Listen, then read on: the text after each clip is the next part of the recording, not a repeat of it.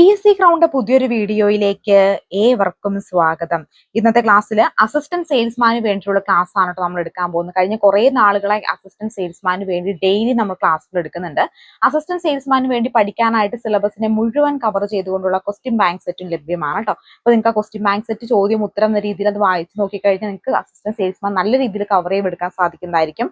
അതിന്റെ കൂടെ assistant salesman ചോദിക്കാൻ സാധ്യതയുള്ള 2023-24 മുൻവർഷ ചോദ്യ പേപ്പറുകളുടെ സെറ്റും SCRT പാഠപുസ്തകത്തെ അടിസ്ഥാനമാക്കി തയ്യാറാക്കിയുള്ള ക്വസ്റ്റ്യൻ ബാങ്ക് സെറ്റ് ഒക്കെ ലഭ്യമാണ്. സിലബസ് നമ്മൾ കവർ ചെയ്തുകൊണ്ടാണ് ഈ ക്വസ്റ്റ്യൻ ബാങ്ക് സെറ്റ് ചെയ്തെടുത്തേക്കുന്നത്. ഈ വീഡിയോ കാണുന്ന എല്ലാവരും ഈ സ്ക്രീനിൽ കാണുന്ന വാട്സ്ആപ്പ് നമ്പറിൽ അസിസ്റ്റന്റ് സെയിൽസ്മാൻ എന്ന് പറഞ്ഞ് മെസ്സേജ് ചെയ്യുക കേട്ടോ.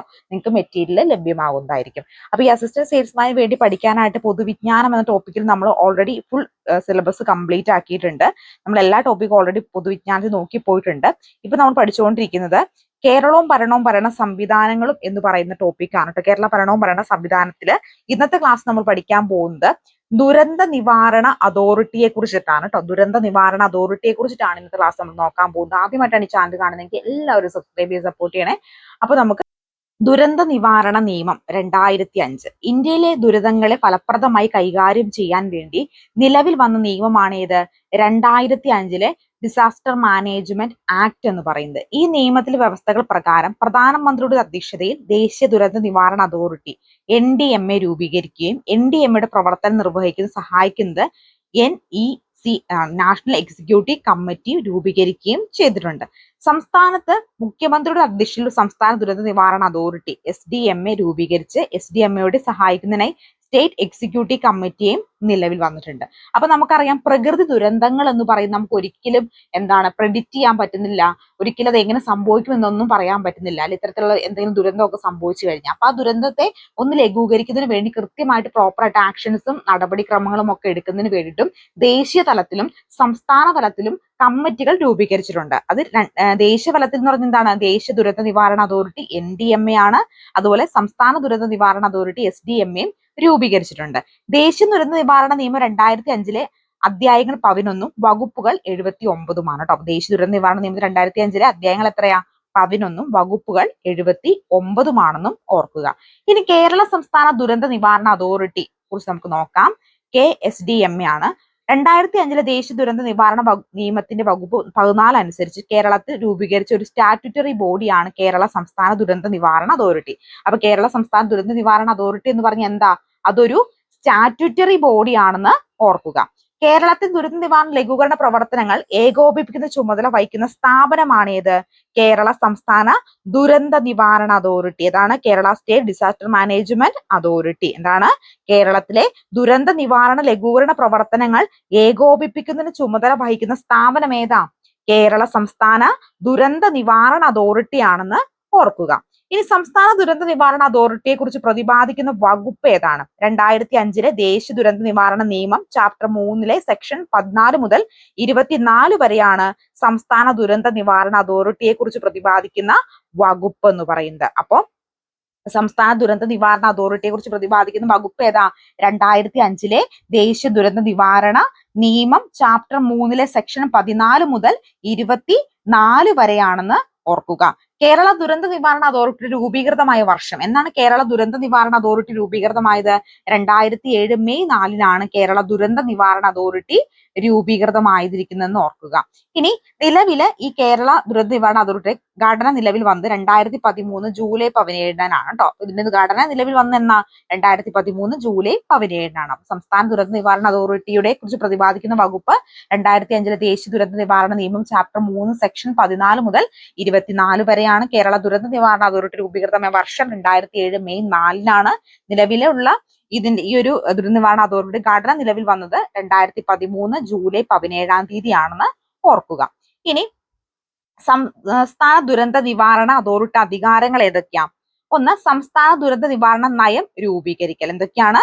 സംസ്ഥാന ദുരന്ത നിവാരണ നയം രൂപീകരിക്കൽ, ദേശീയ അതോറിറ്റി നിഷ്കർഷിച്ച മാർഗനിർദ്ദേശങ്ങൾക്ക് അനുസൃതമായി സംസ്ഥാന പദ്ധതിക്ക് അംഗീകാരം നൽകല്, സംസ്ഥാന സർക്കാരിന്റെ വിവിധ വകുപ്പുകൾ തയ്യാറാക്കിയ ദുരന്ത നിവാരണ പദ്ധതികൾക്ക് അംഗീകാരം നൽകല്, അതുപോലെ തന്നെ ദുരന്തങ്ങൾ തടയുന്നതിനും ലഘൂകരിക്കുന്നതിനുള്ള നടപടികൾ സംസ്ഥാന സർക്കാരിന്റെ വികസിത പദ്ധതികളിൽ സംയോജിപ്പിക്കുന്നതിനും അത്യാവശ്യമായ സാങ്കേതിക സഹായം നൽകുന്നതുമായി സർക്കാരിന്റെ വകുപ്പുകൾ പിന്തുടരേണ്ട മാർഗനിർദ്ദേശങ്ങൾ തയ്യാറാക്കലൊക്കെ സംസ്ഥാന പദ്ധതിയുടെ നടത്തിപ്പും ഏകോപിപ്പിക്കുക. അപ്പോ സംസ്ഥാന ദുരന്ത നിവാരണ നയം രൂപീകരിക്കല്, ദേശീയ അതോറിറ്റി നിഷ്കർഷിച്ച മാർഗനിർദ്ദേശങ്ങൾക്കനുസൃതമായി സംസ്ഥാന പദ്ധതിക്ക് അംഗീകാരം നൽകല്, സംസ്ഥാന സർക്കാരിന്റെ വിവിധ വകുപ്പുകൾ തയ്യാറാക്കിയ ദുരന്ത നിവാരണ പദ്ധതികൾക്ക് അംഗീകാരം നൽകുക, ദുരന്തം തടയുന്നതിനും ലഘൂകരിക്കുന്നതിനുമുള്ള നടപടികൾ സംസ്ഥാന സർക്കാരിന്റെ വിവിധ പദ്ധതികളിൽ സംയോജിപ്പിക്കുന്നതിനും അത്യാവശ്യമായ സാങ്കേതിക സഹായം നൽകുന്നതിനുമായി സർക്കാരിന്റെ വകുപ്പുകൾ പിന്തുടരേണ്ട മാർഗനിർദ്ദേശങ്ങൾ തയ്യാറാക്കുക, സംസ്ഥാന പദ്ധതിയുടെ നടത്തിപ്പ് ഏകോപിപ്പിക്കുക എന്നൊക്കെ എന്താണ് ഇതിന്റെ അധികാരങ്ങളാണെന്ന് ഓർക്കുക. ഈ സംസ്ഥാന കാര്യനിർവഹണ സമിതിയെ കുറിച്ച് നോക്കാം. കേരള സംസ്ഥാന ദുരന്ത നിവാരണ അതോറിറ്റി കീഴിലുള്ള സ്ഥാപനമാണ് ഇത് സംസ്ഥാന കാര്യനിർവഹണ സമിതി. സംസ്ഥാന കാര്യനിർവഹണ സമിതിയിലെ അംഗങ്ങൾ 5 പേരാണ്. ചെയർപേഴ്സൺ, ചീഫ് സെക്രട്ടറി, മറ്റംഗങ്ങൾ സംസ്ഥാന സർക്കാരിന്റെ 4 സെക്രട്ടറിമാരാണ്. മറ്റംഗങ്ങൾ ഏതൊക്കെയാണ്? സംസ്ഥാന സർക്കാരിന്റെ 4 സെക്രട്ടറിമാരാണ്. സംസ്ഥാന കാര്യനിർവഹണ സമിതിയുടെ രൂപീകരണത്തെ കുറിച്ച് പ്രതിപാദിക്കുന്ന ദുരന്ത നിവാരണ നിയമത്തിലെ വകുപ്പാണ് ഏത്? വകുപ്പ് 20(1) എന്ന് പറയുന്നത്. കേരള സംസ്ഥാന ദുരന്ത നിവാരണ അതോറിറ്റിയുടെ കീഴിലുള്ള സ്ഥാപനമാണ് ഏത്? സംസ്ഥാന കാര്യനിർവഹണ സമിതി. സംസ്ഥാന ദുരന്ത നിവാരണ കാര്യനിർവഹണ സമിതിയിലെ അംഗങ്ങൾ എത്ര പേരാ? 5 പേരാണ്. സംസ്ഥാന ദുരന്ത നിവാരണ കാര്യനിർവഹണ സമിതി ചെയർപേഴ്സൺ ആരാ? Chief secretary. മറ്റംഗങ്ങളോ? സംസ്ഥാന സർക്കാരിന്റെ 4 സെക്രട്ടറിമാര്. സംസ്ഥാന കാര്യനിർവഹണ സമിതിയുടെ രൂപീകരണത്തെ കുറിച്ച് പ്രതിപാദിക്കുന്ന ദുരന്ത നിവാരണ നിയമത്തിലെ വകുപ്പ് ഏതാ? വകുപ്പ് 20(1) ആണെന്നും ഓർക്കുക. ഇനി കേരള സംസ്ഥാന അടിയന്തര ഘട്ട കാര്യനിർവഹണ കേന്ദ്രം എന്താ? കേരള സംസ്ഥാന ദുരന്ത നിവാരണ അതോറിറ്റിയുടെ തീരുമാനങ്ങൾ നടപ്പിലാക്കാൻ സഹായിക്കുന്ന സാങ്കേതിക വിഭാഗം ഏതാണ്? State emergency operation centre. അപ്പൊ പറഞ്ഞേ, കേരള സംസ്ഥാന ദുരന്ത നിവാരണ അതോറിറ്റിയുടെ തീരുമാനങ്ങൾ നടപ്പിലാക്കാൻ സഹായിക്കുന്ന സാങ്കേതിക വിഭാഗത്തിന്റെ പേരെന്താ? സ്റ്റേറ്റ് എമർജൻസി ഓപ്പറേഷൻ സെന്റർ എന്നാണ്. എല്ലാ സ്ഥാപനങ്ങളിലും ദുരന്ത നിവാരണ പ്രവർത്തനങ്ങൾക്ക് മേൽനോട്ടം വഹിക്കുന്ന സംസ്ഥാന ദുരന്ത നിവാരണ അതോറിറ്റി കീഴിലുള്ള സ്ഥാപനം കൂടിയാണ് ഏത്? സംസ്ഥാന അടിയന്തര ഘട്ട കാര്യനിർവഹണ കേന്ദ്രം. എന്താണ് അപ്പൊ സംസ്ഥാന അടിയന്തര കാര്യനിർവഹണ കേന്ദ്രം എന്ന് പറഞ്ഞാൽ? എല്ലാ സംസ്ഥാനങ്ങളിലും ദുരന്ത നിർവഹണ പ്രവർത്തനങ്ങൾക്ക് മേൽനോട്ടം വഹിക്കുന്ന സംസ്ഥാന ദുരന്ത നിവാരണ അതോറിറ്റി കീഴിലുള്ള സ്ഥാപനമാണ് ഏത്? സംസ്ഥാന അടിയന്തര ഘട്ട കാര്യനിർവഹണ കേന്ദ്രം എന്ന് പറയുന്നത്. ഇനി നമുക്ക് ജില്ലാ ദുരന്ത നിവാരണ അതോറിറ്റി എന്താണെന്ന് നോക്കാം. സംസ്ഥാന ഗവൺമെന്റിന്റെ എല്ലാ ജില്ലകളിലും ജില്ലാ ദുരന്ത നിവാരണ അതോറിറ്റികൾ രൂപീകരിക്കേണ്ടതുണ്ട്. ജില്ലാ ദുരന്ത നിവാരണ അതോറിറ്റിയെ കുറിച്ച് പ്രതിപാദിക്കുന്ന ദേശീയ ദുരന്ത നിവാരണ നിയമത്തിലെ വകുപ്പുകൾ ഏതാ? ചാപ്റ്റർ 4 സെക്ഷൻ 25 മുതൽ 34 വരെ. അപ്പൊ സംസ്ഥാന ഗവൺമെന്റ് എല്ലാ ജില്ലകളിലും ജില്ലാ ദുരന്ത നിവാരണ അതോറിറ്റി രൂപീകരിക്കേണ്ട ആവശ്യകതയുണ്ട്. ജില്ലാ ദുരന്ത നിവാരണ അതോറിറ്റിയെ കുറിച്ച് പ്രതിപാദിക്കുന്ന ദേശീയ ദുരന്ത നിവാരണ നിയമത്തിലെ വകുപ്പുകൾ ഏതാ? ചാപ്റ്റർ 4 സെക്ഷൻ 25 മുതൽ 34 വരെയാണ്. ഇനി ജില്ലാ ദുരന്ത നിവാരണ അതോറിറ്റി അംഗങ്ങൾ ആരൊക്കെയാ? ഒന്ന് ചെയർപേഴ്സൺ, അതായത് ജില്ലാ കളക്ടറോ ജില്ലാ മജിസ്ട്രേറ്റോ ഡെപ്യൂട്ടി കമ്മീഷണറോ ആയിരിക്കും ചെയർപേഴ്സൺ ആയിട്ട് വരിക. ഇനി സഹ അധ്യക്ഷൻ ആരാ? തദ്ദേശ സ്ഥാപനത്തിന്റെ തെരഞ്ഞെടുക്കപ്പെട്ട പ്രതിനിധി, അതായത് ജില്ലാ പഞ്ചായത്ത് പ്രസിഡന്റ് ആയിരിക്കും സഹ അധ്യക്ഷനായിട്ട് വരിക. അതുകൂടാതെ ജില്ലാ അതോറിറ്റിയുടെ സിഇഒ, പോലീസ് സൂപ്രണ്ടന്റ്, ജില്ലാ മെഡിക്കൽ ഓഫീസർ, സംസ്ഥാന സർക്കാർ നിയമിക്കുന്ന 2 കൂടുതൽ ജില്ലാതല ഓഫീസർമാരൊക്കെ ഇതിനകത്ത് വരും. ജില്ലാ ദുരന്ത വിഭാഗത്തിലെ അംഗങ്ങളായിട്ട് വരും. ചെയർപേഴ്സൺ ആരാ? ഒന്നെങ്കിൽ കളക്ടറോ അല്ലെങ്കിൽ ജില്ലാ മജിസ്ട്രേറ്റോ അല്ലെങ്കിൽ ഡെപ്യൂട്ടി കമ്മീഷണറോ ആയിരിക്കും. സഹാധ്യക്ഷൻ തദ്ദേശ സ്ഥാപനത്തെ തെരഞ്ഞെടുക്കപ്പെട്ട പ്രതിനിധി, ജില്ലാ പഞ്ചായത്ത് പ്രസിഡന്റ്. അതുകൂടാതെ ജില്ലാ അതോറിറ്റിയുടെ സിഇഒ വരും. ജില്ലാ സൂപ്രണ്ടന്റ്, മെഡിക്കൽ ഓഫീസർ, സംസ്ഥാന സർക്കാർ നിയമിക്കുന്ന 2-ൽ കൂടാത്ത ജില്ലാതലത്തിലെ ഓഫീസർമാരൊക്കെ ഇതിനകത്ത് അംഗങ്ങളായിട്ട് വരുന്നവരാണ്. ഇനി മഴ മുന്നറിയിപ്പുകളും നിറങ്ങളുടെ അടിസ്ഥാനത്തിൽ നമുക്ക് നോക്കാം. നമുക്കറിയാം മഴ മുന്നറിയിപ്പുകൾ എന്താണ് ഇതിന് ജില്ലകളിലെ orange alert, red alert, yellow alert എന്നൊക്കെ നിങ്ങൾ മഴ സമയങ്ങളിൽ ജൂൺ ജൂലൈ മാസങ്ങളിലൊക്കെ എപ്പോഴും തന്നെ ടിവിയിൽ കാണാറില്ലേ? ടിവിയിലും മാധ്യമങ്ങളിലോ കാണാറില്ലേ? അപ്പൊ അതെങ്ങനെയാണ് കാൽക്കുലേറ്റ് ചെയ്യുന്നത് നമുക്ക് നോക്കാം.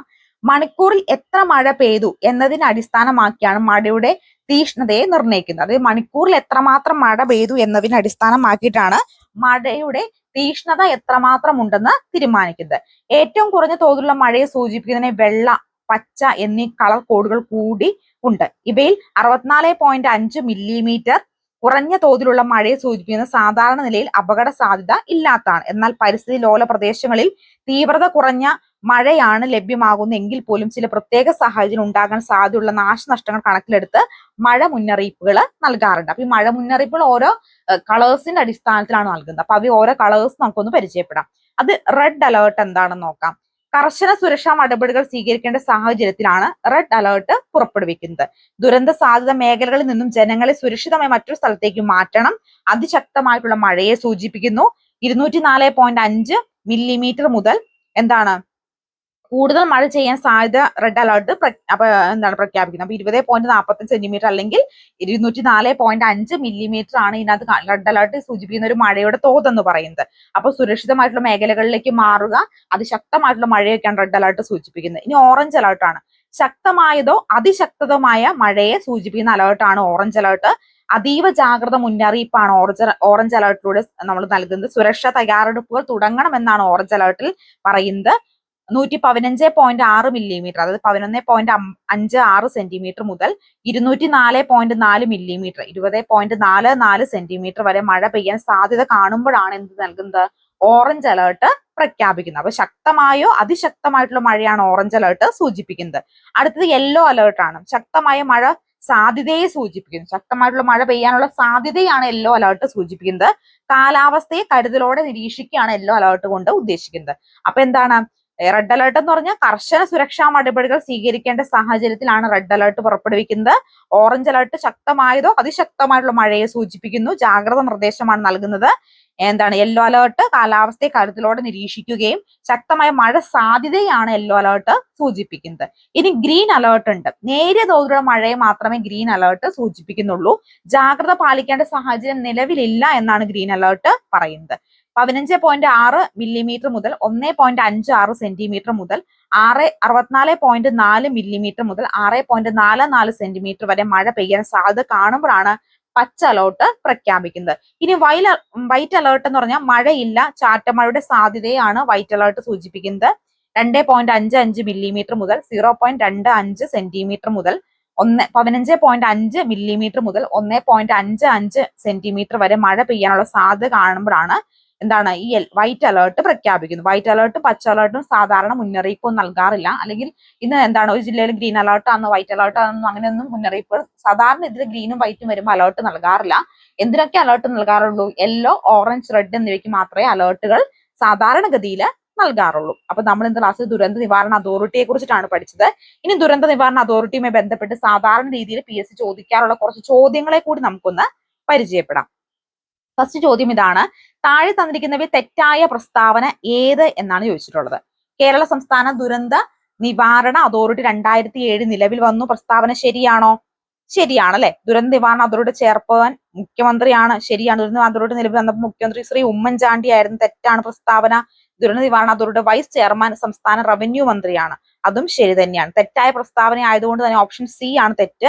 അപ്പൊ ഓപ്ഷൻ സി ആണ് റൈറ്റ് ആൻസർ ആയിട്ട് വരിക.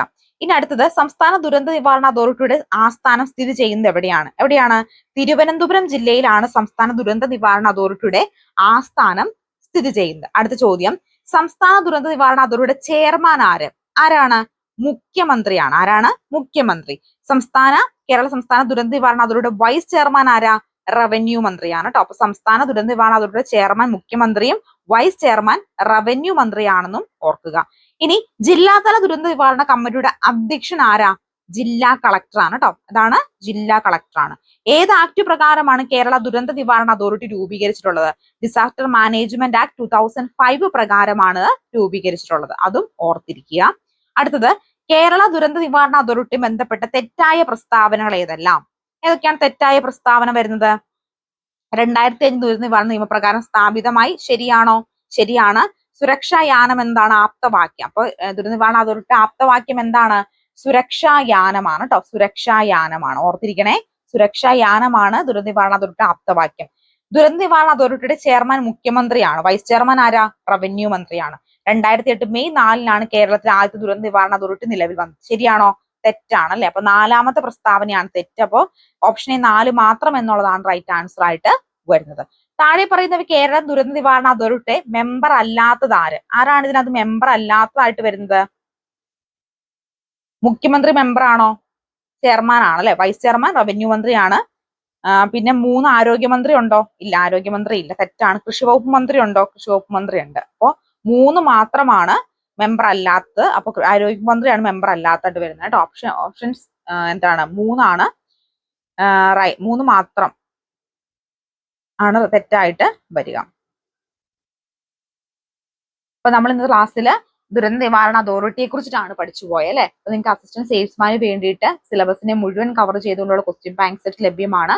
അപ്പൊ നിങ്ങൾക്ക് ആ ക്വസ്റ്റ്യൻ ബാങ്ക് സെറ്റ് ഈസി ആയിട്ട് പഠിച്ചെടുക്കാവുന്നതേ ഉള്ളൂ. പോർഷൻസ് ഒത്തിരി കവറായി പോകുന്നതാണ്. നിങ്ങൾക്ക് ആർക്കെങ്കിലും ക്വസ്റ്റ്യൻ ബാങ്ക് സെറ്റ് ഒക്കെ വേണമെങ്കിൽ സ്ക്രീനിൽ കാണുന്ന നമ്പറിൽ അസിസ്റ്റന്റ് സെയിൽസ്മാൻ എന്ന് പറഞ്ഞ് മെസ്സേജ് ചെയ്താൽ മതി കേട്ടോ. അടുത്തൊരു വീഡിയോയുമായി കാണാം. Thank you so much.